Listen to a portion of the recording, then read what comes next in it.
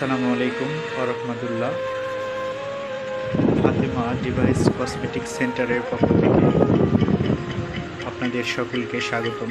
আমাদের এই বাবুটার কসমেটিক্স জন্য পরিকল্পনা করানো হচ্ছে এই মুহূর্তে, কিন্তু সে বুঝতেই পারতেছে না।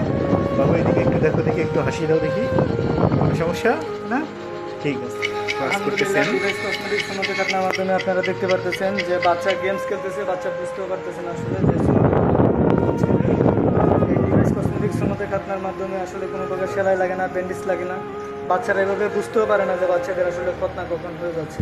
এখানে বাচ্চা কি সুন্দর করে গেমস খেলতেছে, আলহামদুলিল্লাহ। আর এদিক দিয়ে যে আমরা খতনা করাচ্ছি, আলহামদুলিল্লাহ, সেটা বুঝতেও পারতেছি। চাচু, তোমার নাম কি? রিয়া, তুমি কি করো? গেমস খেলো? আচ্ছা, কেমন লাগতেছে তোমার গেমস খেলতে? ভালো লাগতেছে না?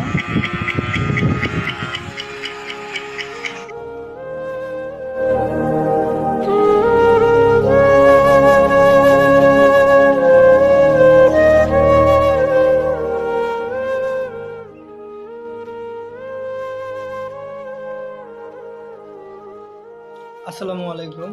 আজকে থেকে গত 5 দিন আগে আমরা এই বাবুটার মুসলমানি করেছিলাম। বাবুটার নাম হচ্ছে রিয়াদ। ওনারা নয়নপুর থেকে আসছিলেন। তো আলহামদুলিল্লাহ আজকে 5 দিন পরে আমরা ডিভাইসটা খুলে দিলাম।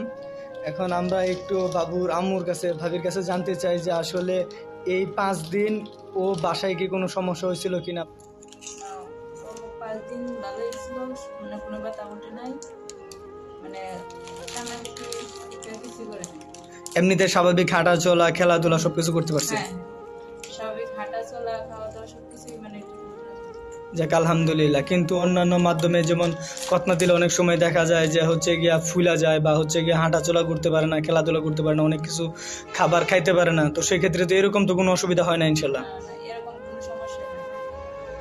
আচ্ছা আচ্ছা ভাবি, আসলে এই পদ্ধতিটা তো নতুন একটা পদ্ধতি। এখন যারা এই পদ্ধতিতে আসলে খতনা করাইতে চায় বা খতনা করা কোনোর কথা ভাবতেছে, ওদের উদ্দেশ্যে আসলে কি বলবেন আপনি? আমি ওদের উদ্দেশ্যে বলবো, মানে ওরা এই পদ্ধতিটা ব্যবহার করতে পারে, মানে এরকম ভাবে করাইতে।